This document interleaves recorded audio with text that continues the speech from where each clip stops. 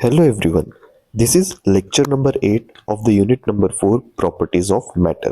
हमने last lecture में Bernoulli's theorem के एप्लीकेशंस देखे थे, स्टोक्स लॉ देखा था एंड सरफेस टेंशन वाला टॉपिक हमने कवर किया था. क्विकली रिवाइज कर लेते हैं कि हमने लास्ट क्लास में क्या पढ़ा था.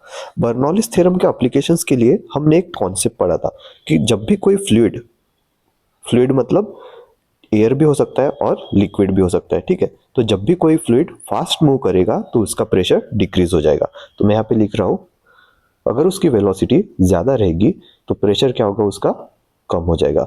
And eight the same time if the fluid move slower it's pressure increases. अगर वेलोसिटी कम हो जाएगी तो प्रेशर इंक्रीज हो जाएगा. इसका एक एग्जांपल हमने देखा था, जो एरोप्लेन होता है उसके विंग्स में इसका एप्लीकेशन होता है. कैसे यूज किया जाता है, हमने देखा था कि जो एयरप्लेन का विंग होता है उसका अपर पोर्शन क्या होता है, कॉन्वेक्स होता है, और जो नीचे वाला पोर्शन होता है उसे कॉनकेव कर दिया जाता है.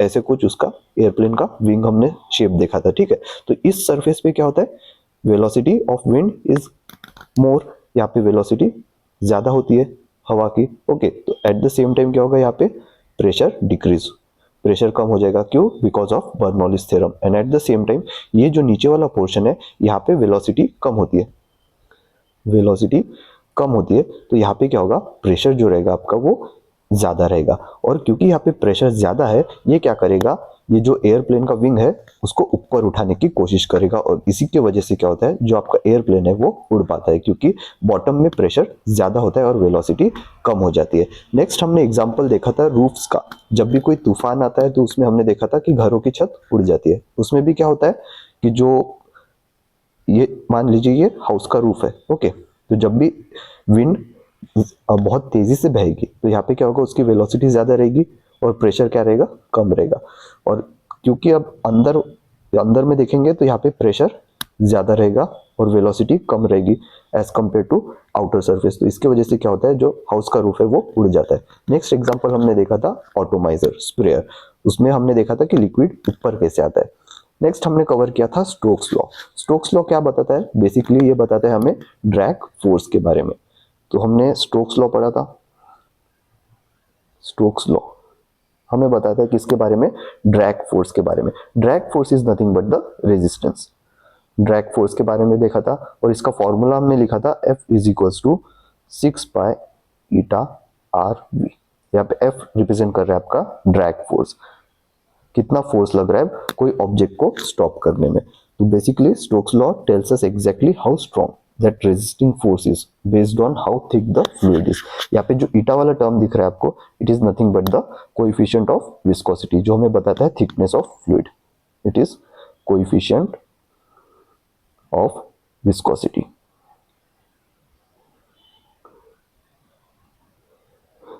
एंड एफ बताता है आपका drag force, that is resistance. R होता था आपका रेडियस ऑफ स्फीयर. हमने एक एग्जांपल देखा था स्टील बॉल का, रेडियस ऑफ स्फीयर. और वी हमने देखा था वेलोसिटी. अब इस वेलोसिटी को टर्मिनल वेलोसिटी भी कहा जाता है. Okay, velocity of sphere. तो हमने एक रेन ड्रॉप का एग्जांपल देखा था. फॉर एग्जांपल कोई एक रेन ड्रॉप है, ठीक है, ये क्या हो रहा है, ग्राउंड की तरफ फॉल हो रहा है. तो यहाँ पे कौन सा फोर्स लग रहा है इसके ऊपर, इसके ऊपर लग रहा है gravity, gravitational pull. Okay, at the same time क्या होगा, यहाँ पे लगेगा ड्रैग फोर्स. क्यों ड्रैग फोर्स क्यों लगेगा, क्योंकि हवा का भी तो कुछ रेजिस्टेंस होगा. हवा क्या है, एयर क्या है, it is a fluid. Okay, तो हमने देखा यहाँ पे जो हवा का रेजिस्टेंस लगेगा, ये लगेगा आपका ऊपर के डायरेक्शन में. तो इससे क्या होगा, जो आपका रेन ड्रॉप है वो काफी तेजी से नीचे आ रहा था, उसकी स्पीड क्या हो जाएगी, कम होना स्टार्ट हो जाएगी. और एक टाइम ऐसा आएगा कि उसकी स्पीड क्या हो जाएगी, कांस्टेंट हो जाएगी.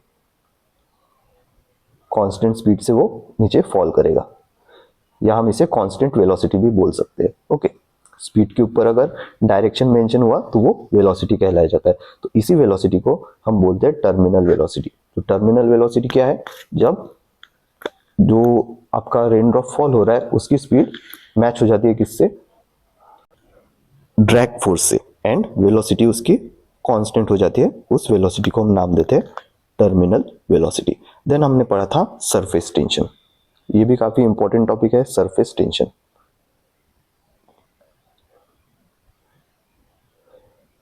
सरफेस टेंशन बेसिकली हमें बताता है कि जो आपका अपर लेयर है लिक्विड का वो स्ट्रेच्ड मेम्ब्रेन की तरह क्यों बिहेव करता है। हमने एक एग्जांपल देखा था, एक हमने बीकर लिया था और इसके अंदर हमने वाटर रखा था। ओके, तो वाटर के मॉलिक्यूल्स क्या करेंगे, एक दूसरे के ऊपर इंटरमॉलिक्यूलर फोर्स अप्लाई करना स्टार्ट करेंगे। ये वाटर के मॉलिक्यूल यहाँ पे हमने लिक्विड के अंदर कंसीडर किया, बट एक वाटर का मॉलिक्यूल यहाँ पे भी तो होगा अपर सरफेस में, फॉर एग्जांपल ये वाला। तो ये जो नीचे वाला पोर्शन है, ग्रीन से शो कर रहा हूँ, ये जो नीचे वाला पोर्शन है इसके ऊपर इसके आजू बाजू वाले जो मॉलिक्यूल्स रहेंगे वो इंटरमॉलिक्यूलर फोर्स अप्लाई करेंगे, इसको अपने तरफ खींचने की कोशिश करेंगे। बट जो अपर पोर्शन है उसके ऊपर कोई भी मॉलिक्यूल फोर्स नहीं लगा, तो ये क्या हो जाएगा, ये जो आपका अपर लेयर है ये स्ट्रेच हो जाएगा, ये जो मॉलिक्यूल का अपर लेयर है ये पूरा ऐसे स्ट्रेच हो जाएगा। तो यहाँ पे बनता है एक stretched membrane. So surface tension is basically a property of liquid where the surface behaves like a stretch membrane. तो हमने देखा था सरफेस जो आपका लिक्विड का मॉलिक्यूल है वो मिनिमम सरफेस एरिया कवर करने की कोशिश करता है, मिनिमम सरफेस एरिया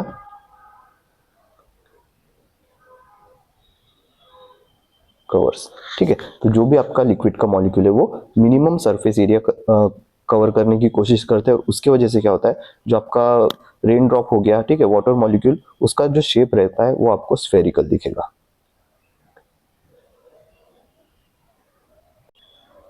देन हमने सरफेस टेंशन का फॉर्मूला भी लिखा था। सरफेस टेंशन को कैपिटल टी से डिनोट किया जाता है और उसका फॉर्मूला होता है force upon length, force upon length, and इसका ऐसे यूनिट न्यूटन पर मीटर। और डायमेंशंस इसके डायमेंशंस होते हैं एम टी रेस्ट पावर -2। तो ये 2 मार्क्स में बेसिकली पूछा जा सकता है, what is mean by surface tension, write its formula, or write the formula for surface tension, what is its SI unit, and write the dimensions। तो ये 2 marks का क्वेश्चन यहाँ पे कवर होता है। तो इतनी चीजें हमने लास्ट क्लास में कवर कर लिया था। आज का जो टॉपिक हमें पढ़ना है वो पढ़ना है एंगल ऑफ कॉन्टैक्ट। तो हेडिंग दीजिए एंगल ऑफ कॉन्टैक्ट।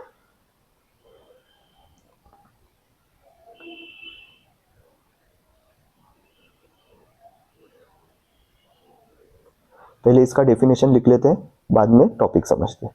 तो इसका डेफिनेशन काफी इंपॉर्टेंट है, ये 2 मार्क्स में डेफिनेशन पूछा जा सकता है। ओके, इसका डेफिनेशन लिख लेते हैं।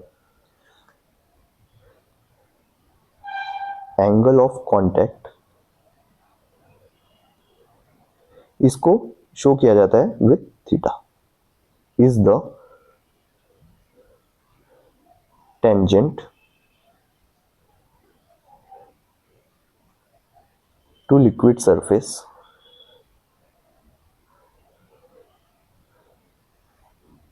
एंड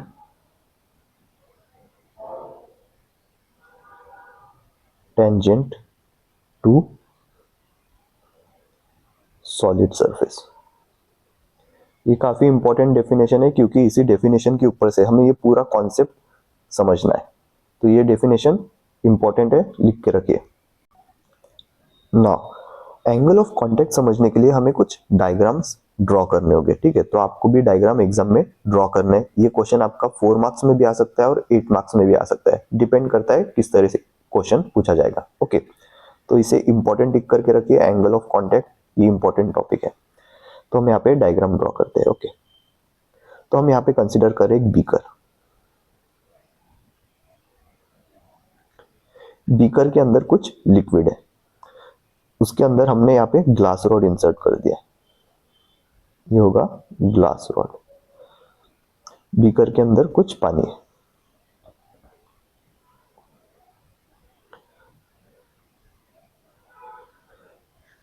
ठीक है। अब यहाँ पे देखिए, फॉर एग्जांपल हम ये इम्प्योर वाटर के केस कंसिडर कर रहे हैं, इम्प्योर वाटर।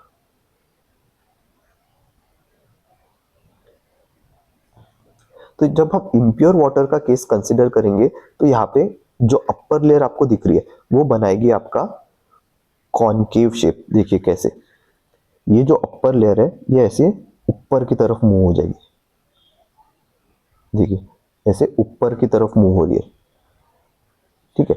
और एक एग्जांपल फिर कंसिडर कर रहे हैं हम, एक बीकर ले रहे हैं,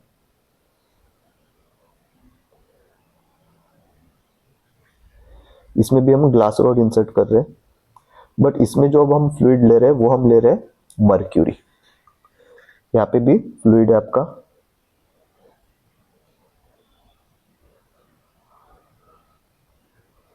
बट ये है मर्क्यूरी। तो यहाँ पे जो आपका अपर सरफेस के साथ जो फिगर बनेगा वो ऐसे बनेगा अंदर की तरफ, ठीक है। अब ऐसा क्यों होता है हम आगे देखेंगे। ओके, तो देखिए ये जो शेप यहाँ पे बन रहा है इस शेप को हम बोलते हैं कॉनकेव शेप, इसको नाम देते हैं, ये होता है आपका concave shape.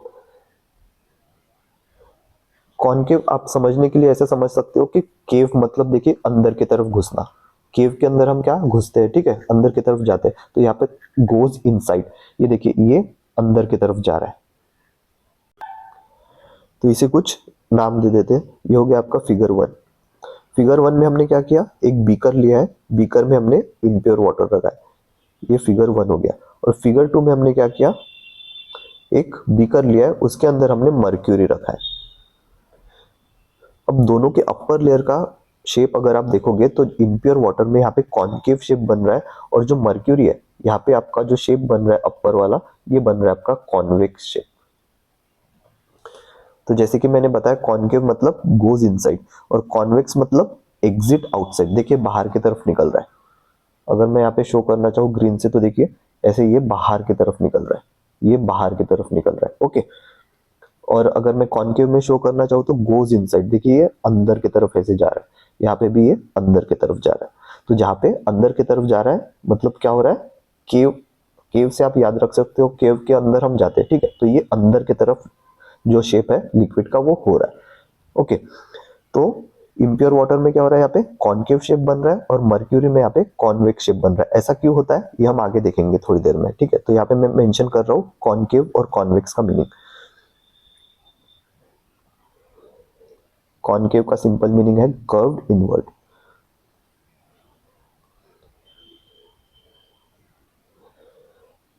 Like inside of a bowl, inside of a bowl. हम सबसे पहले ये जो एंगल ऑफ कांटेक्ट है वो क्या होता है वो समझेंगे, फिर ये ऐसा क्यों होता है, कॉनकेव और कॉन्वेक्स शेप क्यों बन रहा है वो समझेंगे, ठीक है। और कॉन्वेक्स का मीनिंग एग्जिट्स आउटसाइड और एग्जिट्स आउटवर्ड,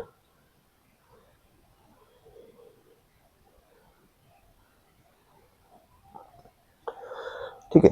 तो हमने दो फिगर कंसीडर कर लिए। अब हमारा डेफिनेशन देखिए, एंगल ऑफ कांटेक्ट मतलब यहाँ पे एंगल कब बनेगा, जब दो चीजें एक दूसरे के कांटेक्ट में आएगी। तो पहला स्टेटमेंट पढ़िए, angle of contact is the tangent to the liquid surface.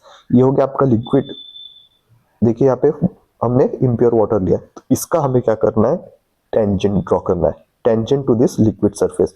तो टेंजेंट में यहाँ पे ब्लैक पेन से शो कर रहा हूँ, देखिए इसके टेंजेंट मैंने ड्रॉ कर दिया, ठीक है, टेंजेंट ड्रॉ कर दिया। और सेकेंड स्टेटमेंट देखिए, is tangent to the liquid surface and tangent to the solid surface। अब जो ये हमने ग्लास रॉड कंसीडर किया है, ये आपका ग्लास रॉड है जो हमने इंसर्ट कर रखा है, ये है आपका सॉलिड, ओके, सॉलिड सरफेस। और जो आपका ये अंदर वाला लिक्विड सरफेस हमने कंसीडर किया है, liquid impure water, impure water है, ठीक है। तो यहाँ पे अकॉर्डिंग टू सेकंड स्टेटमेंट क्या हो जाएगा, and tangent to the solid surface. अब सॉलिड सरफेस देखिए कैसा है, स्ट्रेट है, तो इसके टेंजेंट ऐसा बनेगा यहाँ पे, straight along the solid surface. तो जो थीटा फॉर्म हो रहा है, कहाँ पे फॉर्म हो रहा है थीटा, थीटा है यहाँ पे फॉर्म हो रहा है, देखिए। तो ये हो गया इसका एंगल ऑफ कांटेक्ट थीटा, ठीक है। वैसे ही हम सेकंड फिगर है उसमें भी शो कर सकते हैं, कैसे, angle of contact is the tangent to the liquid surface. अब ये हो गया आपका लिक्विड सरफेस, तो इसके टेंजेंट ड्रॉ कर दिया मैंने, टेंजेंट ड्रॉ कर दिया, जस्ट टच हो रहा है, okay. And solid and tangent to the solid surface, और इसके सॉलिड सरफेस का टेंजेंट, ठीक है। तो यहाँ पे भी एंगल फॉर्म हो रहा है थीटा।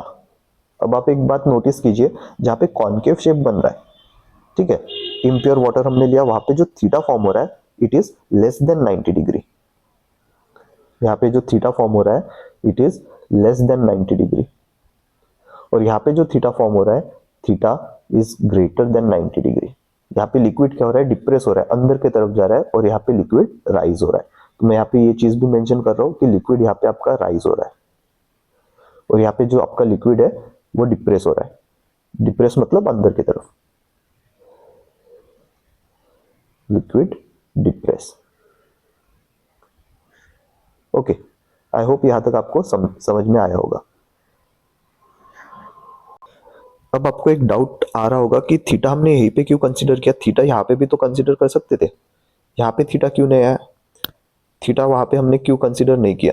ठीक है, तो यहाँ पे एक चीज और मेंशन कर लीजिए, जो यहाँ पे हमने डेफिनेशन लिखा है, angle of contact theta is the tangent to the liquid surface. तो tangent to the liquid surface की जब हम बात करेंगे it will be always away from the solid, away from the solid. तो यहाँ पे जब मैं टेंजेंट ड्रॉ कर रहा हूँ, रेड पेन से शो कर रहा हूँ, देखिए यहाँ पे जो मैं टेंजेंट ड्रॉ कर रहा हूँ लिक्विड के लिए, ये देखिए ये सॉलिड से दूर जा रहा है। सॉलिड कहाँ पे, यहाँ पे प्रेजेंट है, तो सॉलिड से दूर जा रहा है। तो हमें क्या करना है, ये जो पोर्शन है, इसे व्हाइट से शो कर रहा हूँ, ये जो पोर्शन है ये हमें कंसिडर नहीं करना है। तो यहाँ पे मेंशन भी कर रहा हूँ मैं कि जब हम कॉन्वेक्स लेंस की बात लेंस बोल रहा कॉन्वेक्स शेप की बात करेंगे, तो यहाँ पे जो टेंजेंट है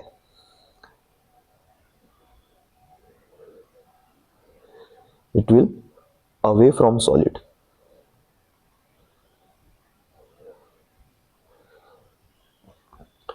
सिमिलरली जब हम बात करें tangent to the solid surface, tangent to the solid surface, तो जब हम टेंजेंट ड्रॉ कर रहे हैं, देखिए सॉलिड सरफेस के लॉन्ग टेंजेंट हमने ड्रॉ किया, तो it will be towards the liquid. मतलब जो हमने टेंजेंट ड्रॉ किया, ब्लैक कलर से मैंने ड्रॉ किया, तो इसका डायरेक्शन ऐसे होगा, नीचे के डायरेक्शन में, टुवर्ड्स द लिक्विड, लिक्विड के तरफ, और ये सॉलिड से दूर। तो यहाँ पे जो थीटा एंगल फॉर्म हो रहा है उसको हम नाम देते हैं theta, that is angle of contact. Same चीज अप्लीकेबल है कॉनकेव जो शेप फॉर्म हो रहा है उसके लिए भी। अब इसमें देखिए tangent away from solid draw करना है, और एक टेंजेंट जो दूसरा जो भी हमने डिस्कस किया टुवर्ड्स द लिक्विड,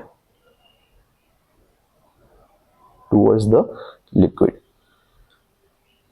ये जो पहला स्टेटमेंट है फर्स्ट स्टेटमेंट के लिए अप्लीकेबल है, और ये आपका सेकेंड स्टेटमेंट के लिए अप्लीकेबल है।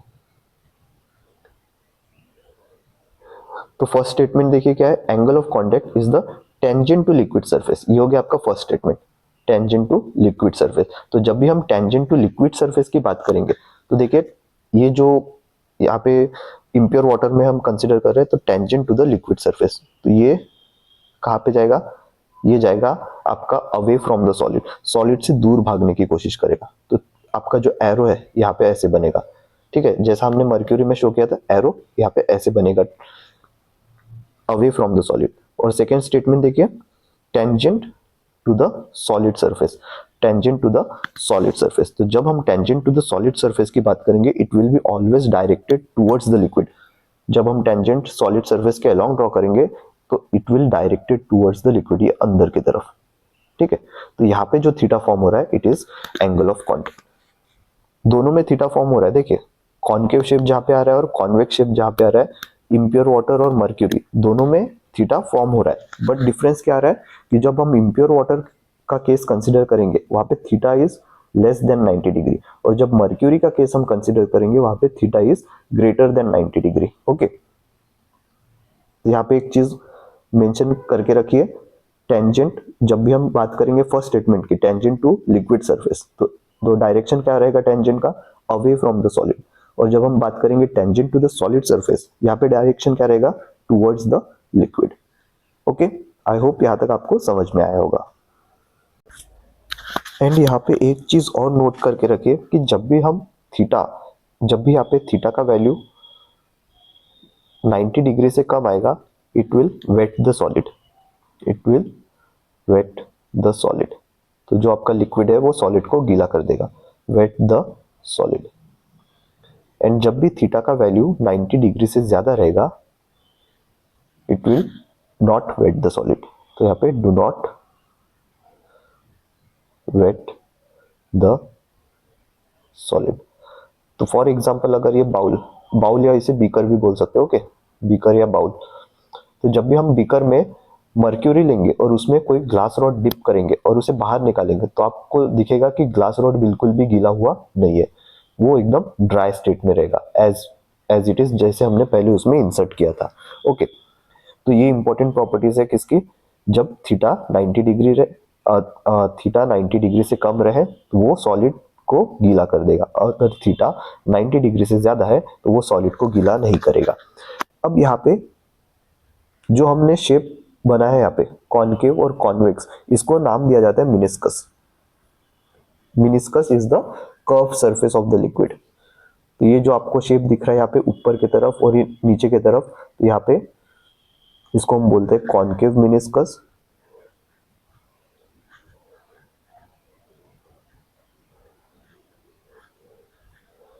और कॉन्वेक्स मिनिस्कस। अगर इसको हम एक एग्जांपल से समझे, फॉर एग्जांपल एक ग्लास ट्यूब है, ठीक है, अगर यहाँ पे शेप ऐसे फॉर्म हो रहा है, ठीक है, जैसे आपने देखा था मर्क्यूरी के लिए ऐसे नीचे के डायरेक्शन में जा रहा है, देखिए यहाँ पे लिखा हुआ भी है, हमने शो भी किया है, ठीक है। तो यहाँ पे लिक्विड क्या हो रहा है, डिप्रेस हो रहा है, तो ये होता है आपका कॉन्वेक्स। इधर शो कर रहा हूँ, ठीक है, साइड में कॉन्वेक्स के लिए। अगर अगर अगर हमने एक बीकर कंसिडर किया है, अगर उसमें सरफेस ऐसा बन रहा है, तो ये जो कर्व बन रहा है इसको हम नाम देते हैं कॉन्वेक्स मिनिस्कस। ये होता है आपका कॉन्वेक्स मिनिस्कस। और अगर हमने एक बीकर कंसिडर किया और उसमें शेप अगर ऐसे बन रहा है, ये होता है आपका कॉनकेव मिनिस्कस। तो जो ये शेप है, ये शेप को ही नाम दिया है मिनिस्कस। तो यहाँ पे इसका डेफिनेशन भी लिख रहा हूँ, meniscus is nothing but the curved surface of a liquid. Curved surface of a liquid when it is in a container। अब कंटेनर हमने बीकर यहाँ पे कंसिडर किया है, it is a container. Glass tube भी आप कंसिडर कर सकते हो, ठीक है। तो जो ये शेप बन रहा है, शेप को नाम दिया जाता है, कर्व सरफेस को नाम दिया जाता है मिनिस्कस। तो यहाँ पे अगर आप बोलेंगे यहाँ पे मिनिस्कस फॉर्म हो रहा है जहाँ पे थीटा 90 डिग्री है, यहाँ पे मिनिस्कस फॉर्म हो रहा है यहाँ पे थीटा ग्रेटर देन 90 डिग्री है मर्क्यूरी में, ओके। नेक्स्ट, अब ऐसा हो क्यों रहा है, इसके लिए दो फोर्सेस रिस्पॉन्सिबल है। पहला फोर्स है आपका कोहेजन फोर्स या कोहेसिव फोर्स बोला जाता है, कोहेसिव फोर्स।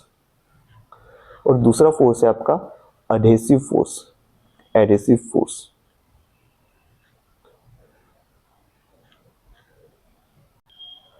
सो अगर कोहेसिव फोर्स की बात हम करें तो इसे और एक नाम है कोहेजन, इसे बोला जाता है कोहेजन।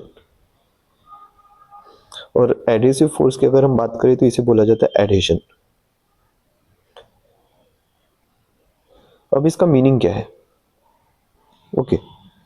तो कोहेजन का मीनिंग है attraction between liquid molecules. For example water के मॉलिक्यूल्स हो गए, उनके बीच में जो अट्रैक्शन है, दो वाटर के मॉलिक्यूल्स हमने कंसीडर कर लिए, तो उनके बीच का जो अट्रैक्शन है उसे बोला जाता है कोहेजन। तो कोहेजन का सिंपल मीनिंग है attraction between liquid molecules, attraction between liquid molecules. Example की अगर बात करें तो वाटर के मॉलिक्यूल्स, वाटर वाटर मॉलिक्यूल्स, ठीक है। अगर ये वाटर का मॉलिक्यूल ए है और ये वाटर का मॉलिक्यूल बी है, तो इनके बीच का जो अट्रैक्शन है, फोर्स ऑफ अट्रैक्शन, उसे हम बोलेंगे कोहेजन। और फोर्स कौन सा फोर्स रहेगा, कोहेसिव फोर्स। सिमिलरली जब हम एडहेसिव फोर्स की बात करेंगे तो उसमें attraction between different kind of molecules, इसमें होता है अट्रैक्शन बिटवीन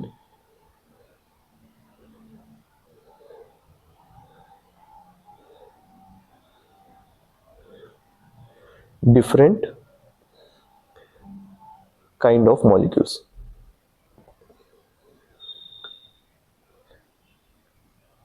ओके, तो जैसे कि अब अगर हम ये बीकर वाला एग्जांपल कंसीडर करें, इसमें दो चीजें, एक तो लिक्विड भी है और एक जो हमने ग्लास रॉड इंसर्ट कर रखा है वो आपका सॉलिड भी है। तो अगर सिंपल भाषा में इसे बोला जाए तो attraction between liquid and glass rod और लिक्विड एंड वाटर वॉल्स या वाटर कंटेनर। ओके, क्योंकि वाटर कंटेनर भी हमारा सॉलिड मटेरियल ही है। ठीक है, तो इसको अगर सिंप्लीफाई सिंपल लैंग्वेज में लिखा जाए तो अट्रैक्शन बिटवीन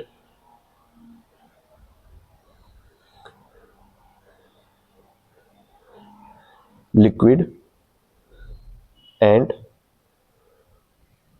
बीकर वॉल्स या ग्लास रॉड, रोड हो गया रॉड। ओके, ठीक है, तो लिक्विड और बीकर, बीकर कैसे आपका सॉलिड है, तो यहाँ पे attraction between different kind of molecules. तो एग्जांपल के लिए वाटर और जो ग्लास रॉड हमने इंसर्ट किए वो वाटर का मॉलिक्यूल और ग्लास का मॉलिक्यूल, इनके बीच में जो फोर्स ऑफ अट्रैक्शन है उसे हम बोलते हैं एडेसिव फोर्स और एडेशन। तो इसके वजह से क्या हो रहा है, जो आपका कॉनकेव मिनिस्कस है और कॉन्वेक्स मिनिस्कस है ये फॉर्म हो रहा है। ऐसा क्यों होता है अभी हम देखेंगे आगे। तो फिगर नंबर 1 कंसिडर कीजिए। फिगर नंबर 1 में हमने क्या लिया है, इम्प्योर वाटर लिया है। तो यहाँ पे जो वाटर की प्रॉपर्टी है, it has strongly attraction towards glass. जो वाटर के मॉलिक्यूल्स है उनका अट्रैक्शन ग्लास की तरफ ज्यादा है। ठीक है, तो अगर हम सिंपल भाषा में बोला जाए तो water likes glass more than it likes itself.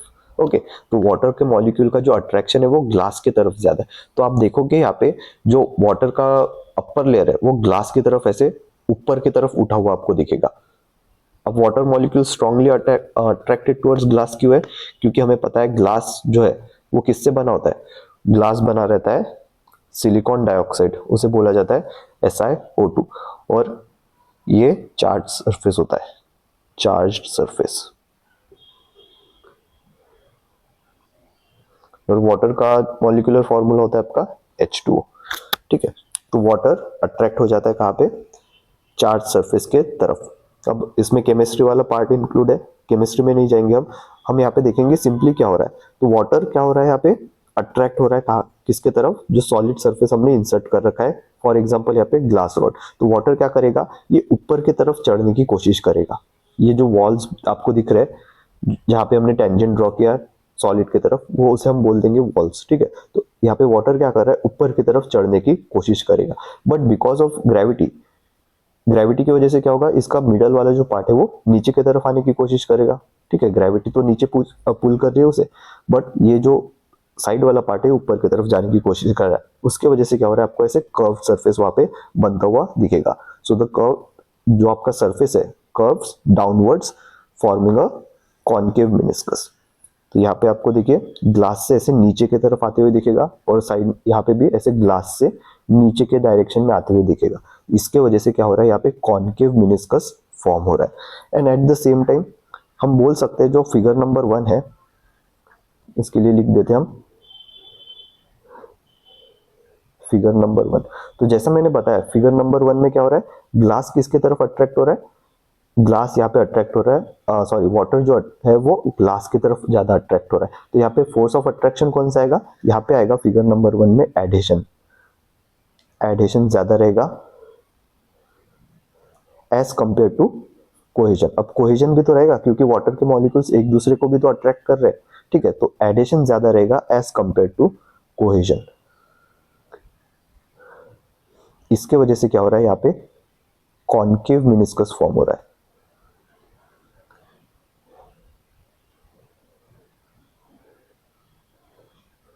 And figure 2 में क्या हो रहा है, फिगर 2 की बात करेंगे तो फिगर 2 में हमने कंसीडर किया है कौन सा लिक्विड, मर्क्यूरी। तो मर्क्यूरी में क्या होता है, मर्क्यूरी के जो एटम्स है, मर्क्यूरी के जो एटम्स है वो एक दूसरे को स्ट्रांगली अट्रैक्ट करते हैं। क्यों, क्योंकि यहाँ पे मेटालिक बॉन्डिंग फॉर्म हो रही है, मर्क्यूरी में मेटालिक बॉन्डिंग फॉर्म हो रही है। वाटर अब देखोगे तो वाटर किससे बना है, इसमें हाइड्रोजन भी है और ऑक्सीजन भी है, बट मर्क्यूरी की जब हम बात करेंगे उसमें एक ही एटम है Hg, मर्क्यूरी को Hg से रिप्रेजेंट किया जाता है। बट जब हम यहाँ पे वाटर की बात करेंगे तो यहाँ पे हाइड्रोजन भी है एंड ऑक्सीजन भी आता है। तो यहाँ पे मर्क्यूरी में क्या हो रहा है, मर्क्यूरी में स्ट्रॉन्ग अट्रैक्शन है एटम्स के बीच में ड्यू टू मेटेलिक बॉन्डिंग। और इस मेटेलिक बॉन्डिंग की वजह से क्या है, जो मर्क्यूरी है उसका अट्रैक्शन ग्लास की तरफ कम है as compare to attraction between its own molecules. तो हम यहाँ पे बोल सकते हैं कि mercury likes itself more than it likes a glass. जैसे ये स्टेटमेंट हमने अभी देखा था इम्प्योर वाटर में, water likes glass more than it likes itself. तो सेम हम बोल सकते हैं कि mercury likes itself more than it likes glass. तो समझने के लिए हम यहाँ पे लिख देते हैं। फिगर 1 में क्या हो रहा है, एडिशन ज्यादा है और कोहेजन तो रहेगा ही क्योंकि वाटर के मॉलिक्यूल्स भी प्रेजेंट है, बट एडिशन ज्यादा है। तो यहाँ पे हम एक स्टेटमेंट सिंप्लीफाई करने के लिए लिख देते हैं। फिगर 1 में क्या हो रहा है कि वाटर के जो मॉलिक्यूल्स है, जस्ट समझने के लिए लिख रहा हूं मैं, water likes glass more than it likes itself.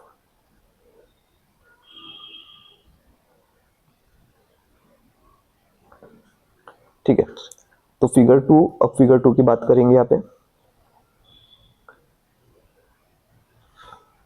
Figure 2 में हमने क्या कंसीडर किया, मर्क्यूरी कंसीडर किया और उसमें स्ट्रॉन्ग अट्रैक्शन है ड्यू टू मेटेलिक बॉन्डिंग। तो यहाँ पे क्या हो रहा है, यहाँ पे कोहेजन फोर्स ज्यादा है, यहाँ पे आपका कोहेजन फोर्स ज्यादा है as compare to adhesion. Adhesion भी रहेगा क्योंकि हमने ग्लास रॉड इंसर्ट करके रखा हुआ है, तो यहाँ पे कोहेजन ज्यादा है एज कंपेयर टू एडिशन या एडेसिव फोर्स। इसके वजह से क्या हो रहा है, यहाँ पे आपका जो मिनिस्कस फॉर्म हो रहा है वो कॉन्वेक्स शेप में, कॉन्वेक्स मिनिस्कस। तो यहाँ पे एक स्टेटमेंट लिख देंगे सिंपल समझने के लिए, वाटर नहीं मर्क्यूरी की बात कर रहे हैं, तो mercury like itself, mercury likes itself, mercury खुद से बहुत प्यार करता है, ठीक है, as compare to water. Water किससे ज्यादा प्यार करता है, वाटर प्यार करता है ग्लास से। So mercury likes itself more than it likes glass। ठीक है, तो यहाँ पे हमने कॉन्सेप्ट समझा कौन सा, एडिशन एंड कोहेजन। एडिशन की वजह से क्या आता है, यहाँ पे कॉन्केव मिनिस्कस फॉर्म होता है, और कोहेजन की वजह से क्या होता है, यहाँ पे कॉन्वेक्स मिनिस्कस फॉर्म होता है। मतलब कोहेजन अगर ज्यादा रहा एडिशन से तब जाके यहाँ पे कॉन्वेक्स मिनिस्कस फॉर्म होगा, और एडिशन ज्यादा रहा कोहेजन से तब जाके वहां पे कॉन्केव मिनिस्कस फॉर्म होगा। तो कॉन्वेक्स मिनिस्कस में हमने मर्क्यूरी का जो एग्जांपल लिया उसमें हमने देखा कि मर्क्यूरी खुद से बहुत प्यार करता है, ठीक है। तो यहाँ पे जो मर्क्यूरी के मॉलिक्यूल्स है वो एक दूसरे को अपने तरफ काफी ज्यादा फोर्स से अट्रैक्ट करेंगे। तो इससे वजह से क्या होगा, जो मर्क्यूरी का सरफेस टेंशन है, सरफेस टेंशन, इसका सरफेस टेंशन वो हाई रहेगा as compare to impure water. इसका सरफेस टेंशन हाई रहेगा, तो जनरली मर्क्यूरी का जो सरफेस टेंशन का वैल्यू है T इज इक्वल टू होता है 0.465 न्यूटन पर मीटर। और जो आपका वाटर होता है, वाटर का सरफेस टेंशन होता है आपका 0.075 न्यूटन पर मीटर। तो यहाँ पे देख सकते हो आप कि मर्क्यूरी के मॉलिक्यूल्स क्या करते हैं, एक दूसरे को काफी स्ट्रांगली अट्रैक्ट करते हैं ड्यू टू मेटेलिक बॉन्डिंग। तो अगर उसमें स्ट्रॉन्ग अट्रैक्शन रहेगा तो उसके वजह से क्या होगा, जो मर्क्यूरी आपने देखा होगा उसकी टेंडेंसी रहेगी स्फेरिकल शेप फॉर्म करने की ज्यादा as compare to water.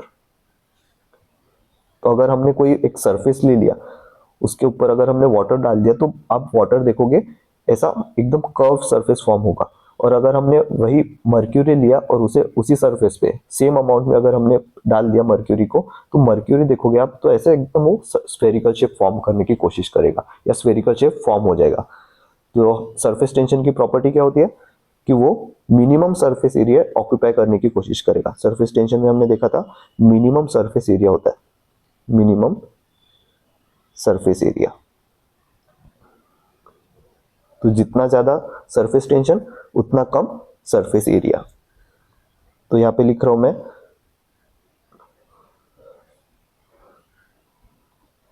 more the value of T, more the value of surface tension, less is the surface area.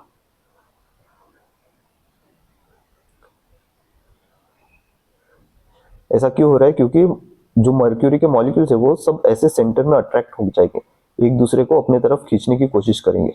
सभी मॉलिक्यूल्स एक दूसरे को अपने तरफ खींचने की कोशिश करेंगे, उससे क्या हो जाएगा, स्फेरिकल शेप फॉर्म हो जाएगा। और सरफेस एरिया जो है, ये जो कॉन्टेक्ट में आपको दिख रहा है सरफेस के मर्क्यूरी मॉलिक्यूल, वो काफी कम रहेगा। या हम आसान शब्दों में ऐसा भी बोल सकते हैं कि जो मर्क्यूरी है, इट श्रिंक्स इनवर्ड, अंदर की तरफ श्रिंक हो रहा है, मेकिंग द एजेस लोअर। उसके वजह से यहाँ पे सरफेस एरिया इसका मिनिमम आ रहा है। तो ये कॉन्सेप्ट हमने देखा angle of contact. I hope आपको एंगल ऑफ कांटेक्ट समझ में आया होगा। अगर जब भी आपके एग्जाम में क्वेश्चन आए एंगल ऑफ कांटेक्ट के बारे में, अगर डिस्क्रिप्शन पूछा जाए, तो सबसे पहले तो आपको डेफिनेशन लिखनी है, फिर आपको डायग्राम ड्रॉ करना है। डायग्राम में आपको बताना है कि हमने एक इम्प्योर वाटर लिया और एक मर्क्यूरी वाला केस लिया, ठीक है। मर्क्यूरी हमने लिया और एक इसमें इम्प्योर वाटर लिया। फिर आपको बताना है कि कॉन्केव मिनिस्कस क्या होता है, कॉन्वेक्स मिनिस्कस क्या होता है, फिर एंगल ऑफ कांटेक्ट कैसे फॉर्म होता है उसको बारे में आपको डिस्कस करना है। जो हमने यहाँ पे स्टेटमेंट लिख के रखे हैं, tangent away from solid, tangent towards the liquid, ये क्या है ये आपको बताना है। फिर एंगल थीटा के बारे में डिस्क्राइब करना है, कब वो ग्रेटर देन 90 रहता है और कब वो लेस देन 90 रहता है, ठीक है। फिर उसके बाद कोहेसिव फोर्स क्या होते हैं, एडहेसिव फोर्स क्या होते हैं, उसके बारे में डिस्कस करना है। देन हमने यहाँ पे देखा कि एडेशन ज्यादा होने की वजह से कॉन्केव मेनिस्कस फॉर्म होता है और कोहेजन अगर ज्यादा हो गया तो कॉन्वेक्स मेनिस्कस फॉर्म होता है। फिर उसके एग्जांपल दे सकते हो आप। यहाँ पे जो वाटर लिखा है मैंने, यहाँ पे जो वाटर लिखा है उसे इम्प्योर वाटर लिखिए, ठीक है। क्योंकि अगर हम प्योर वाटर लेंगे तो प्योर वाटर में क्या होता है, जो आपका थीटा का वैल्यू है, यहाँ पे मेंशन कर रहा हूँ नोट करके, जो अगर आप प्योर वाटर लोगे, प्योर वाटर में जो थीटा का वैल्यू है वो आपका 90 डिग्री होता है। ओके, तो यहाँ पे अगर हमने बीकर ऐसे कंसीडर कर लिया,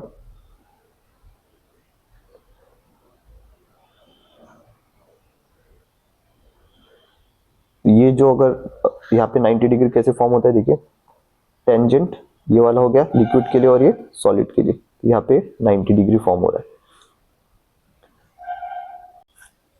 सो बेसिकली जो थीटा यहाँ पे 90 डिग्री हमने कंसीडर किया है, ये आपका डिपेंड होता है कि सरफेस कैसा लिया गया है। ये जो सरफेस हमने यहाँ पे इंसर्ट कर रखा है वो कैसे लिया गया है, तो it depends on surface. And 90 degree कब होगा, जब एडहेसिव फोर्स बराबर होगा किसके, कोहेसिव फोर्स के। That is adhesive and cohesive force equal हो जाएंगे, तो उस केस में आपका थीटा 90 डिग्री होगा। तो ये बस आपको इंफॉर्मेशन के लिए, आपके एग्जाम में केवल आपको ये इम्प्योर वाटर एंड मर्क्यूरी वाला एग्जांपल लिख के आना है, ठीक है। नाउ अब हम डिस्कस करेंगे कि मर्क्यूरी में कॉन्केव मर्क्यूरी में कॉन्वेक्स जो मिनिस्कस फॉर्म हो रहा है वो कैसे फॉर्म हो सकता है, एंड इम्प्योर वाटर में जो कॉन्केव मिनिस्कस फॉर्म हो रहा है वो कैसे फॉर्म हो सकता है, ठीक है। तो यहाँ पे कंसिडर करेंगे हम, कुछ एक्सपेरिमेंट के थ्रू समझने की कोशिश करेंगे। यहाँ पे कंसिडर करेंगे बीकर्स या नैरो ग्लास ट्यूब हम कंसिडर कर सकते हैं। So consider a column of liquid in a narrow glass tube. तो यहाँ पे मैं डायग्राम ड्रॉ कर रहा हूँ, आपको एग्जाम में इसे प्रॉपरली स्केल से ड्रॉ करना है।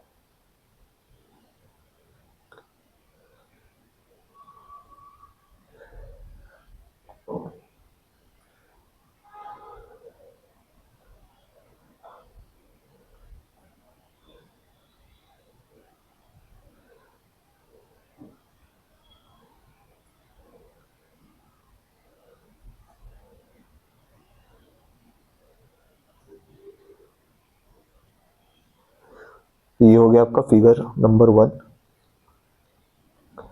ये फिगर नंबर 2 और ये हो गया आपका फिगर नंबर 3। ओके, तो कंसिडर हम करेंगे एक मॉलिक्यूल का जिसके ऊपर फोर्स लग रहा है। तो फॉर एग्जांपल एक मॉलिक्यूल प्रेजेंट है ये कॉर्नर पे, जिसे मैं ब्लू से शो कर रहा हूँ।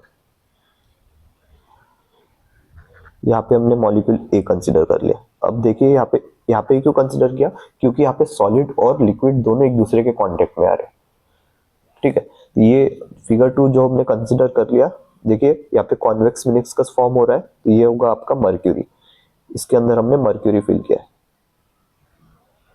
और यहाँ पे हमने वाटर फिल किया, ठीक है। फिगर नंबर 1 जस्ट अंडरस्टैंडिंग के लिए मैंने बनाया कि मॉलिक्यूल ए कहाँ पे कंसिडर करना है। तो मॉलिक्यूल ए यहाँ पे अगर हमने कंसिडर कर लिया तो फोर्स ऑफ एडिशन लगेगा पहला तो किसके बीच में, डिसिमिलर मॉलिक्यूल। डिसिमिलर मॉलिक्यूल कौन से है यहाँ पे, लिक्विड है एंड सॉलिड है। तो यहाँ पे F1 फोर्स लगेगा कहाँ पे, यहाँ पे, ये हो गया आपका F1 फोर्स, ये मॉलिक्यूल ए हो गया। ठीक है, तो F1 क्या है, force of adhesion between molecule A and dissimilar molecule of that is glass molecule. तो यहाँ पे मैं मेंशन कर रहा हूँ F1 क्या है आपका, फोर्स ऑफ एडिशन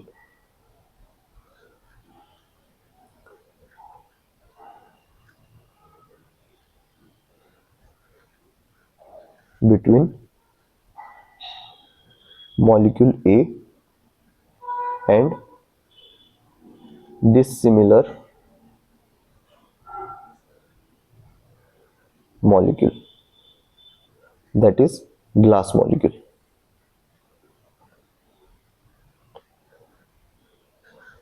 वैसे ही अगर एडिशन वाला फोर्स आया तो ऑब्वियसली यहाँ पे कोहेजन वाला फोर्स भी आएगा। कोहेजन वाला फोर्स क्या होता है, force attraction of force between similar molecules, that is अगर हमने यहाँ पे कोई लिक्विड कंसीडर किया तो दो लिक्विड्स के बीच में जो फोर्स लग रहा है उनके बारे में। तो देखिए यहाँ पे अगर लिक्विड ए यहाँ पे कांटेक्ट में है तो फोर्स कहाँ पे लगेगा, यहाँ पे लगेगा। फोर्स कहाँ पे लगेगा, अंदर की तरफ। क्यों, क्योंकि लिक्विड के मॉलिक्यूल्स तो अंदर ही है ना, बाहर थोड़ी है, कांटेक्ट में थोड़ी है। अगर मॉलिक्यूल अगर हमने यहाँ पे कंसीडर कर लिया तो इनके बीच में जो फोर्स लग रहा है ये पॉइंट ए हो गया, और मान लीजिए कोई मॉलिक्यूल प्रेजेंट है पॉइंट बी पे, तो इन दोनों के बीच में जो अट्रैक्शन हो रहा है उसे हम नाम देते हैं कोहेजन। तो जो F2 है आपका, F2 रिप्रेजेंट कर रहा है force of cohesion, F2 represent कर रहा है आपका फोर्स ऑफ कोहेजन। ठीक है, between molecule A and B, between molecule A and B which is present inside the liquid। okay, mention करना जरूरी है, which is present inside the liquid।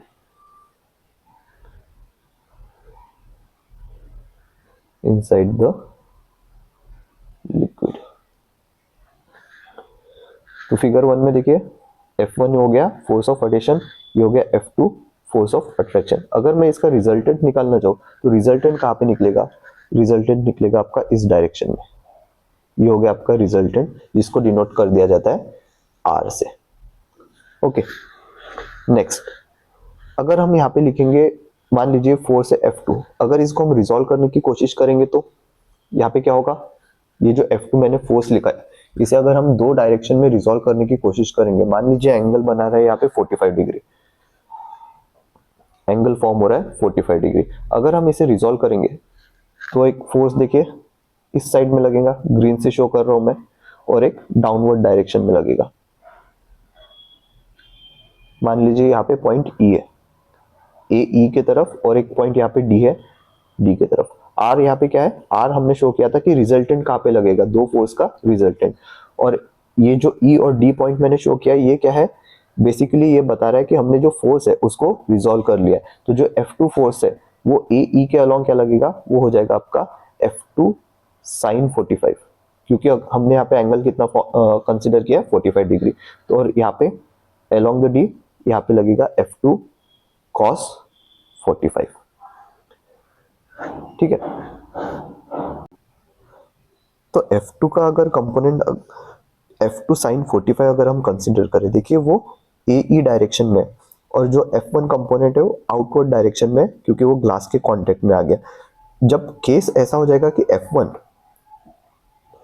F1 बराबर हो जाएगा किसके, F2 sin 45, तो ये केस में क्या होगा, एडिशन और कोहेजन दोनों इक्वल हो जाएंगे, दोनों एक दूसरे को क्या करेंगे, कैंसिल आउट करोगे। और उसके वजह से आपको दिख रहा होगा जो फिगर नंबर 1 मैंने ड्रॉ किया है उसमें जो आपको सरफेस दिख रहा होगा एकदम हॉरिजॉन्टल सरफेस दिख रहा है, उसमें कोई भी आपको कर्व नहीं दिख रहा है। तो जो हमने प्योर वाटर वाला केस कंसिडर किया था वही आपको यहाँ पे दिख रहा है। तो यहाँ पे कोई भी कर्व नहीं दिख रहा। कौन सा केस, जब F1 और F2 sin 45 जो F2 का कंपोनेंट है वो दोनों इक्वल हो जाए, उस केस में क्या होगा, यहाँ पे आपको कोई भी कर्व नहीं दिखेगा, और मॉलिक्यूल A है वो कोई भी क्या बोलते हैं, फोर्स ऑफ अट्रैक्शन और force of cohesion, force of adhesion and cohesion दोनों एक्सपीरियंस नहीं करेगा, ठीक है, क्योंकि ये एक दूसरे को फोर्सेस कैंसिल आउट कर देंगे, दोनों सेम रहेंगे। तो इस केस में जो आपका लिक्विड हमने कंसिडर किया है, फॉर एग्जांपल प्योर वाटर, तो इसमें आपका जो सरफेस रहेगा वो हॉरिजॉन्टल रहेगा, तो यहाँ पे आपको हॉरिजॉन्टल सरफेस मिलेगा।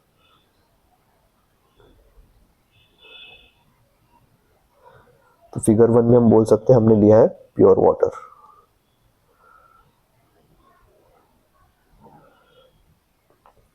नेक्स्ट फिगर 2 कंसिडर कीजिए।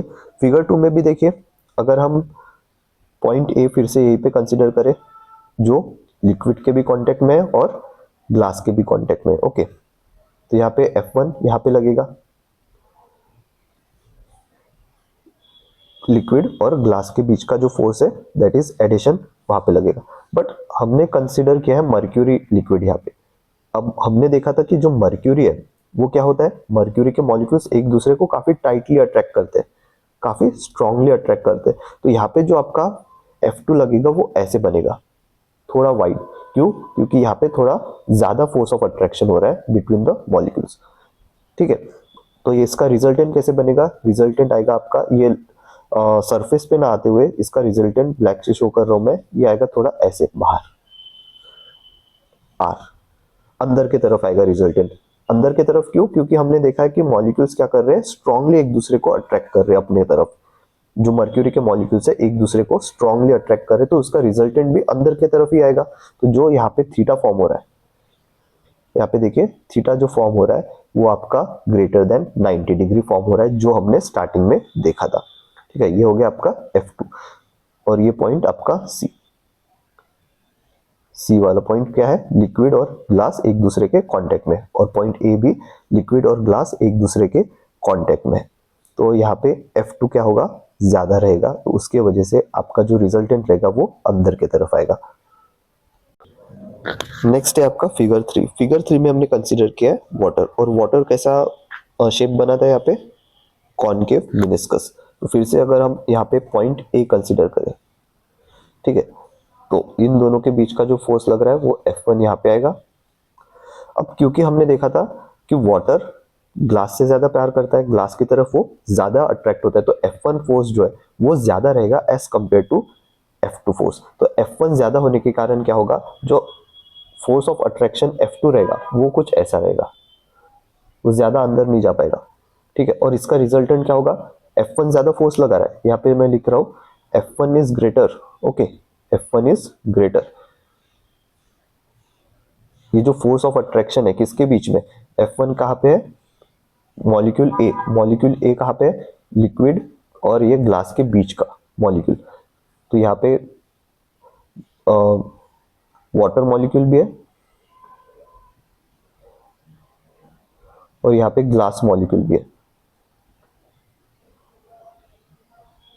तो हमने देखा था यहाँ पे कौन सा फोर्स ज्यादा रहेगा, यहाँ पे फोर्स ऑफ कोहेजन ज्यादा रहेगा। ये अभी हमने ऊपर भी देखा है, सॉरी, फोर्स ऑफ अडेशन ज्यादा रहेगा, ठीक है। अडेशन मतलब अलग मॉलिक्यूल्स के बीच का जो फोर्स लग रहा है, यहाँ पे हमने लिखा भी होगा, देखिए यहाँ पे लिखा है adhesion is the attraction between different kinds of molecule. तो यहाँ पे हमने मेंशन किया है adhesion is greater than cohesion, कब, जब कॉनकेव मिनिस्कस फॉर्म होता है। तो यहाँ पे हम देखेंगे कि इसका जो रिजल्टेंट आएगा वो रिजल्टेंट कहाँ पे आएगा, ये रिजल्टेंट आएगा बाहर की तरफ, F1 की तरफ ज्यादा। ऐसा क्यों? क्योंकि F1 फोर्स जो है वो ज्यादा लग रहा है। अब वाटर मॉलिक्यूल और ग्लास मॉलिक्यूल की बात कर रहे हैं, तो यहाँ पे फोर्स ऑफ एडिशन ज्यादा रहेगा। यहाँ पे मेंशन कर रहा हूँ force of adhesion will be greater. Force of adhesion मतलब दो डिफरेंट मॉलिक्यूल्स के बीच का जो फोर्स लग रहा है, यहाँ पे वाटर मॉलिक्यूल भी प्रेजेंट है और ये जो ग्लास हमने कंसिडर किया है ग्लास रॉड, उसका भी मॉलिक्यूल वहां पे प्रेजेंट है, ठीक है। तो यहाँ पे फोर्स ऑफ एडिशन लगेगा, तो यहाँ पे जो थीटा फॉर्म होगा F1 और ये रिजल्टेंट के बीच का जो थीटा फॉर्म होगा, ये होगा theta is less than 90 degree. देखिए एक्यूट एंगल बना रहा है यहाँ पे, एक्यूट एंगल, और यहाँ पे फिगर 2 में आपका ऑब्ट्यूस एंगल बन रहा है, theta is greater then 90 degree. ठीक है, तो थीटा किसके बीच में बनेगा, जो F1 फोर्स है और रिजल्टेंट फोर्स है उसके बीच में। फिगर 2 में क्या हो रहा था, मर्क्यूरी के मॉलिक्यूल्स एक दूसरे को काफी तेजी से, काफी ज्यादा फोर्स से अपने तरफ अट्रैक्ट कर रहे थे, क्योंकि मेटालिक बॉन्डिंग वहां पे होती है, तो रिजल्टेंट भी अंदर की तरफ आया। वही फिगर 3 में क्या हो रहा है, F1 जो फोर्स है वो ज्यादा है बिकॉज ऑफ एडिशन, तो यहाँ पे क्या हो रहा है, रिजल्टेंट आपका बाहर की तरफ आ रहा है, ये फोर्स आपका F2 है। ठीक है, तो अगर आपके एग्जाम में क्वेश्चन आया एंगल ऑफ कांटेक्ट, तो आपको इतना 8 मार्क्स के लिए लिख के आना होगा। नाउ नेक्स्ट रीडिंग दीजिए surface energy.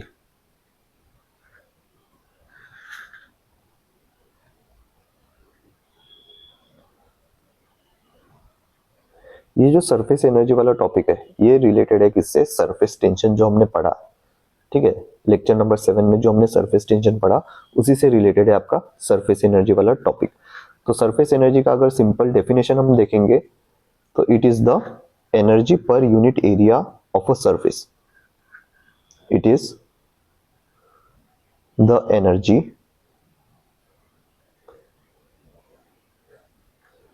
Per unit area of a surface.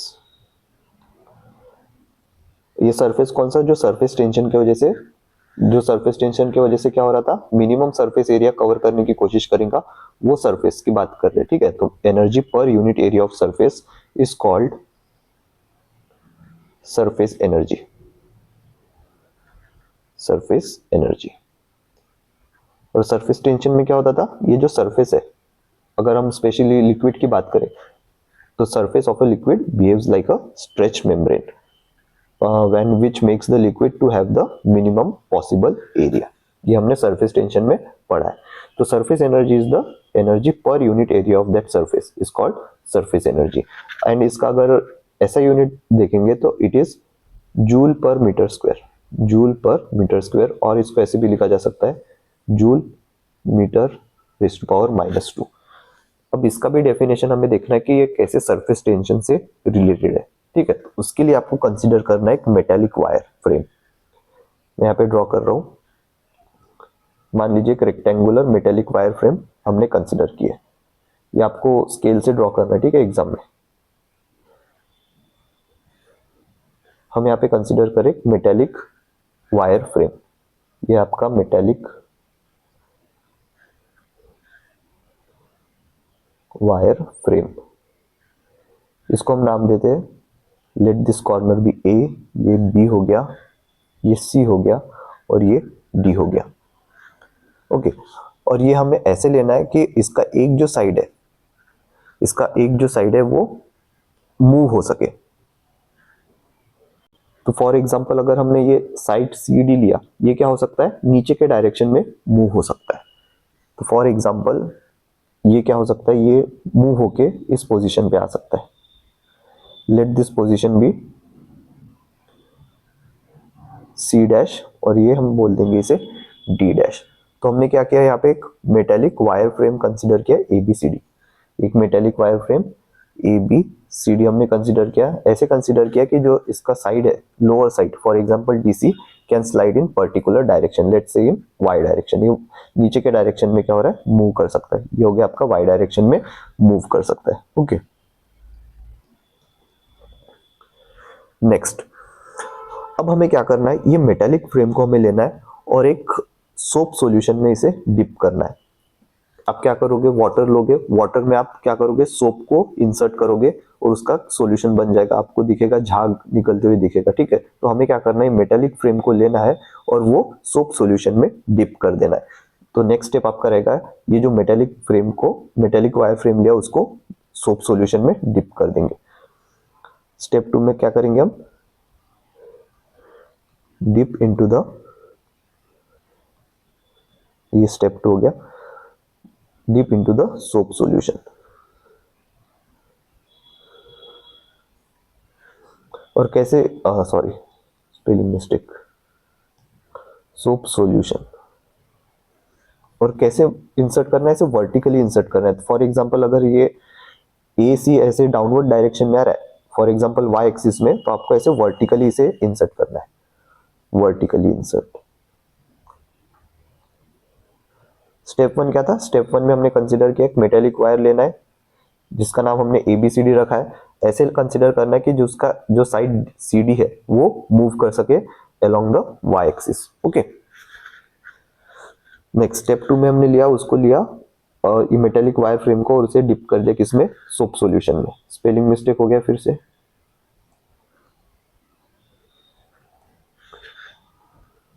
Soap solution.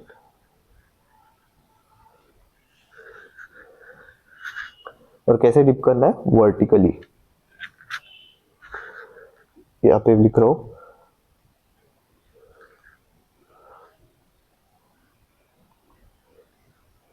Vertically dip करना है सोप सॉल्यूशन में।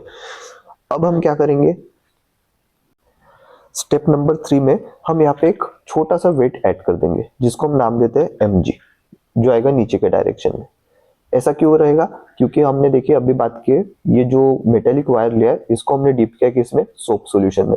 और ये मेटेलिक वायर यहाँ से हॉलो है पूरा, इसमें कुछ भी नहीं है। तो जैसे ही हमने मेटेलिक वायर उसको डीप किया है किसमें? सोप सॉल्यूशन में, यहाँ पे क्या होगा? सोप सॉल्यूशन आगे से भी और पीछे से भी सरफेस फॉर्म करेगा यहाँ पे। ठीक है, ये जो मैं शो कर रहा हूँ यहाँ पे क्या होगा? ऐसा आपको एक बुलबुला टाइप दिखेगा, सोप सॉल्यूशन यहाँ पे आएगा। ठीक है, ये क्या करेगा? सोप सॉल्यूशन ये जो साइड CD है इसको अपने तरफ ऊपर की तरफ खींचने की कोशिश करेगा। इसलिए ये कॉन्ट्रैक्ट होने से बचाने के लिए हम क्या करते हैं? इसमें छोटा सा वेट ऐड कर देते हैं जिसको हम बोलते हैं M। मास रहेगा उसका M, और क्योंकि वो डाउनवर्ड डायरेक्शन में लग रहा है, एक्सीलरेशन ड्यू टू ग्रेविटी, उसका वेट क्या हो जाएगा? mg। ये हो गया आपका वेट। और कहाँ पे अटैच करना है? ये बिल्कुल मिडल में। और ये वेट इतना कम होना चाहिए कि ये जो आपका CD जो वायर है, CD जो वायर हम कंसिडर कर रहे हैं वो इक्वल होना चाहिए। मतलब ना ही ये ऊपर जाए सोप सॉल्यूशन की वजह से और ना ही ये एकदम इतना हो कि ये नीचे आ जाए एकदम। ठीक है, इतना होना चाहिए कि बस वो स्टेबल हो जाए एक जगह पे। नाउ अगर हम कंसिडर करेंगे यहाँ पे सरफेस टेंशन, सरफेस टेंशन को हम किससे डिनोट करते हैं? कैपिटल T से। तो हम यहाँ पे कंसिडर करेंगे, स्टेप नंबर 3 में क्या किया हमने? स्टेप नंबर 3 में हमने स्मॉल वेट ऐड किया है, small weight added in the middle of wire CD. Okay, now let T be the surface tension acting on one arm of the edge of the film.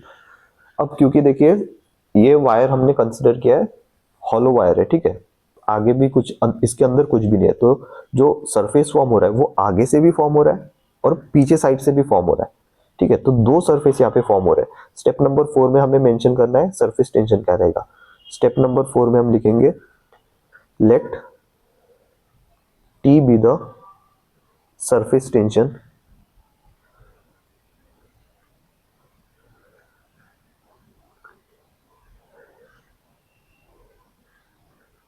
acting on one arm of the edge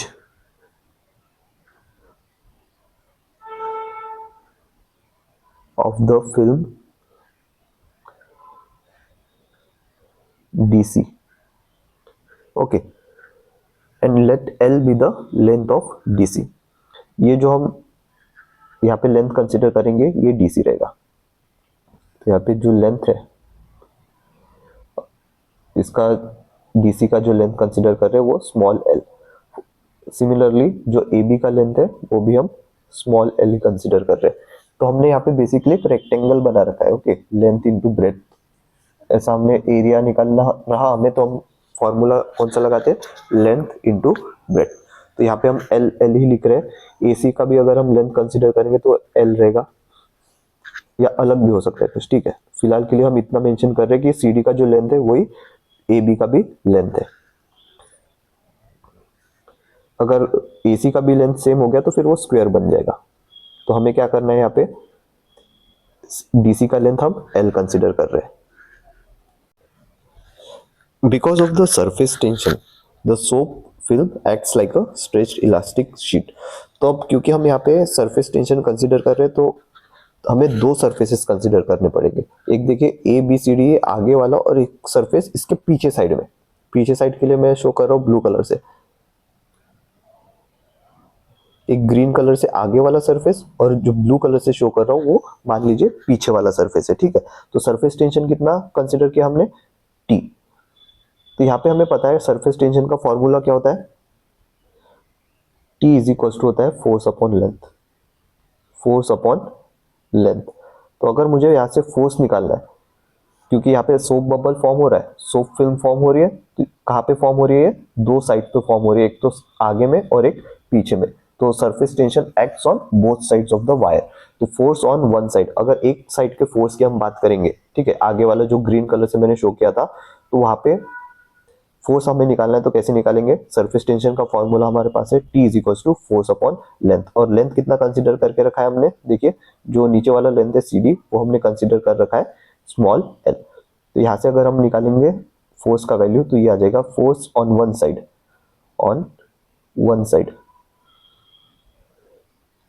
ये हो जाएगा आपका T times length, और यहाँ पे आएगा आपका T times L, क्योंकि लेंथ हमने एल कंसिडर कर रखा है।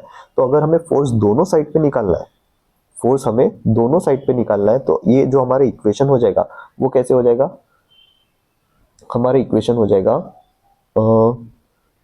F is equals to 2 times T L.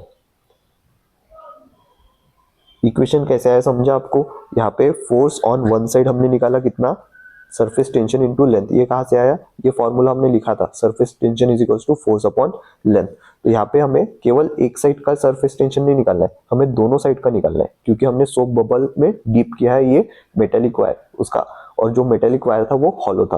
तो वहाँ पे सोप सोल्यूशन फॉर्म हुआ कहाँ पे, आगे वाले सरफेस पे भी और वो पीछे वाले सरफेस पे भी। तो इसलिए यहाँ पे एफ का वैल्यू आया, फोर्स का वैल्यू आया T 2 times TL.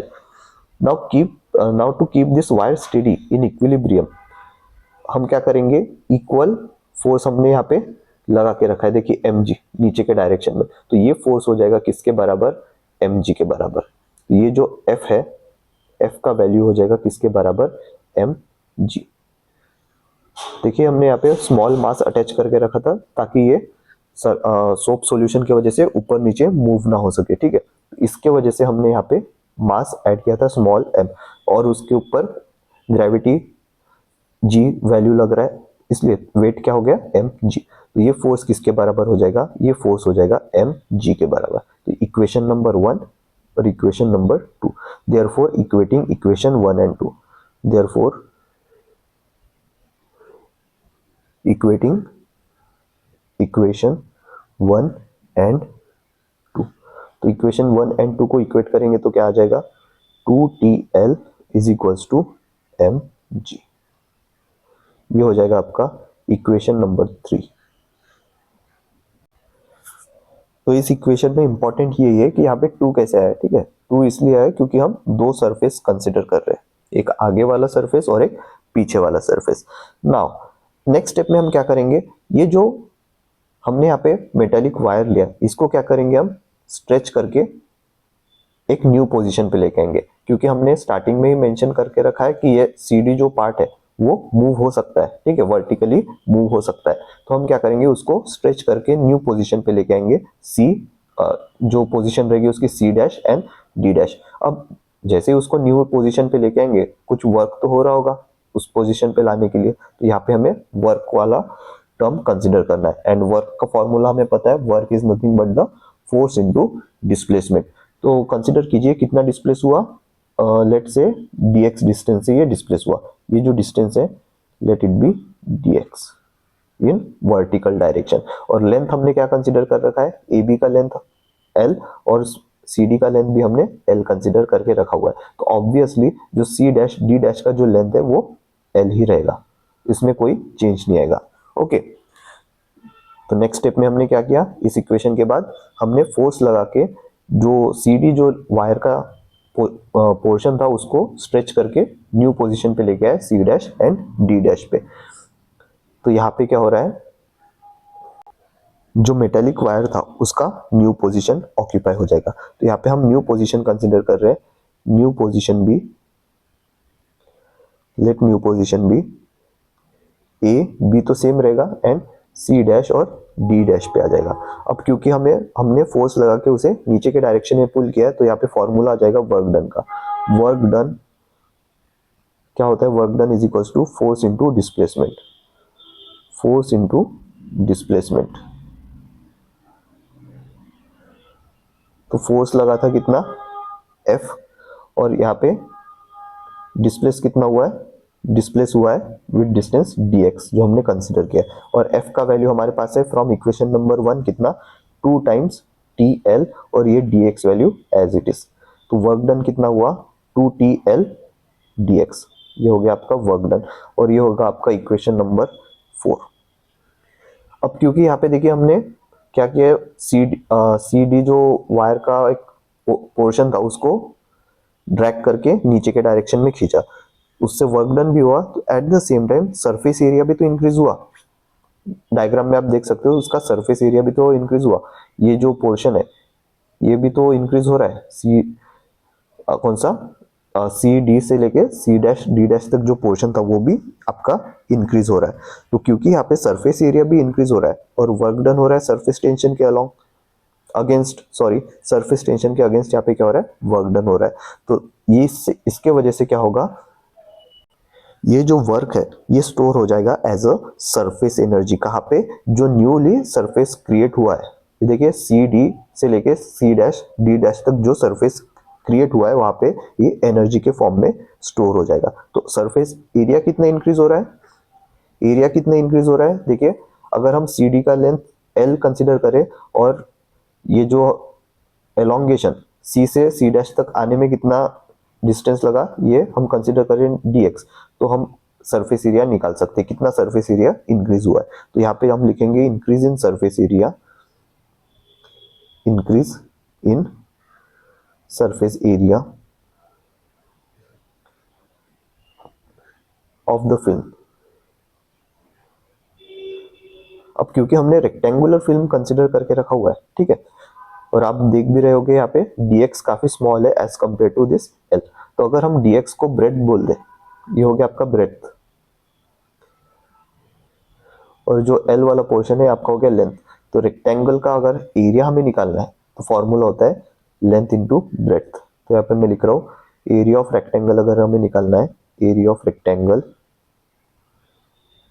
तो इसका फॉर्मूला होता है आपका length into breadth.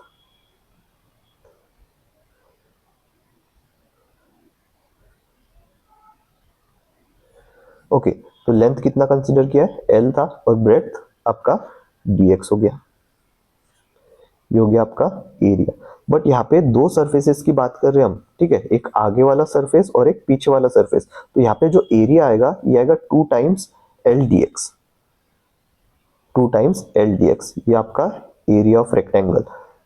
Area of rectangle मतलब ये इंक्रीज सरफेस की बात कर रहे हैं हम। यहाँ पे ये जो एरिया ऑफ रेक्टेंगल की बात कर रहे हैं ये इंक्रीज सरफेस है, इंक्रीज सरफेस ऑफ फिल्म, ठीक है। क्यों क्यों इंक्रीज हुआ? क्योंकि हमने स्मॉल अमाउंट ऑफ फोर्स लगा के जो CD का पोजीशन था उसको चेंज करके C डैश D डैश पे लेके आए, और कुछ वर्क डन हुआ। कितने डिस्टेंस से हमने मूव किया? dx डिस्टेंस से, उसको हमने ब्रेथ बोल दिया। और जो CD का लेंथ था L सेम रहेगा C डैश D डैश का L, ठीक है। तो एरिया ऑफ रेक्टेंगल होता है लेंथ इनटू ब्रेथ। बट क्योंकि हम यहाँ पे दो एरियाज की बात कर रहे हैं, एक आगे वाला सरफेस और एक पीछे वाला सरफेस, दोनों तो इंक्रीज हो रहे हैं, इसलिए यहाँ पे 2 टाइम्स L dx। तो वर्क डन की हम बात करेंगे तो वर्क डन होता है आपका वर्क डन पर unit area. Now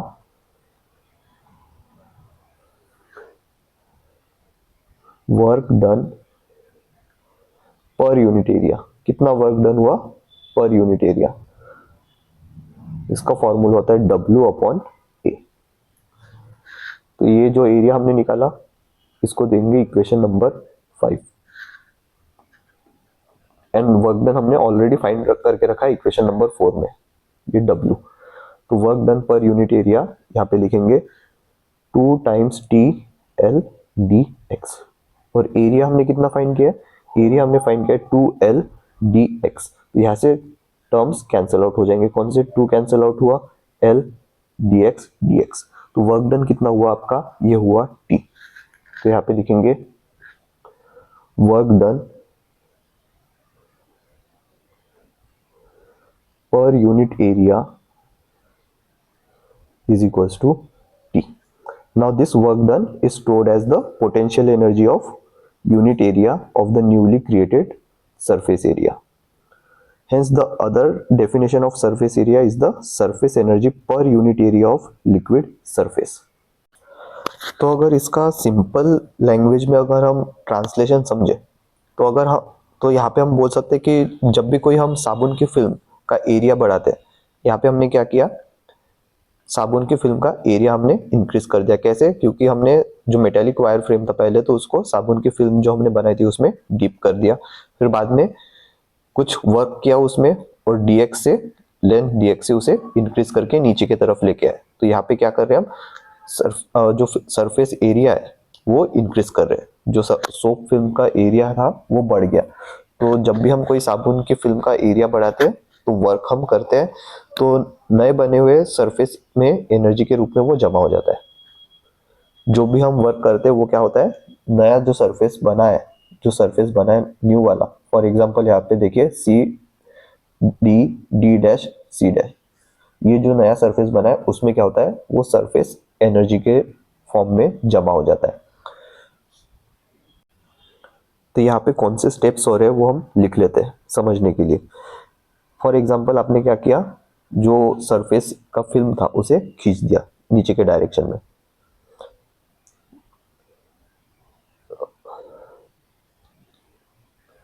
red colour से लिख रहा हूं मैं यहाँ पे। तो फॉर एग्जांपल देखिए आपने क्या किया? ये जो हमारा ओरिजिनल ABCD मेटेलिक फ्रेम था इसको डीप कर दिया। आपने किस में डीप कर दिया? आपने डीप कर दिया सोप सॉल्यूशन में। जैसे सोप सॉल्यूशन में डीप किया और बाहर निकाला तो इसके ऊपर क्या फॉर्म हुआ? सोप की फिल्म फॉर्म होगी। अब ये फिल्म आगे भी हुई और पीछे भी फॉर्म होगी। ओके, और ये जो CD है उसका लेंथ हमने L कंसीडर करके रखा हुआ था। नेक्स्ट हमने क्या किया? हमने यहाँ पे इसका एरिया बढ़ाया। यहाँ पे उसको क्या कर दिया? नीचे के डायरेक्शन में पुल कर दिया। ये हो गया D डैश और ये हो गया C डैश। ओके, तो यहाँ पे क्या किया? हमने एरिया बढ़ा दिया, सरफेस का एरिया बढ़ा दिया। एरिया जैसे हमने बढ़ा दिया, कुछ काम किया हमने, ठीक है। तो मान लीजिए एरिया कितना बढ़ा दिया हमने? ये लेंथ कितना बढ़ा दिया? dx। C से C डैश पे आने में कितना लेंथ इंक्रीज हुआ? dx। तो यहाँ पे क्या हो रहा है? आप बेसिकली वर्क फॉर्म कर रहे हो, कुछ वर्क कर रहे हो, ठीक है। इंक्रीज करने में कुछ वर्क कर रहे हो, और ये जो आप वर्क कर रहे हो यही आपका एनर्जी के फॉर्म में स्टोर हो रहा है। ये जो वर्क आप कर रहे हो, यहाँ पे लिख रहा हूं मैं,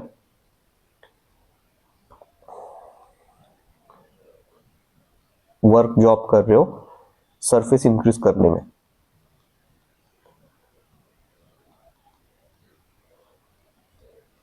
यही आपका सरफेस एनर्जी बन के जमा हो रहा है।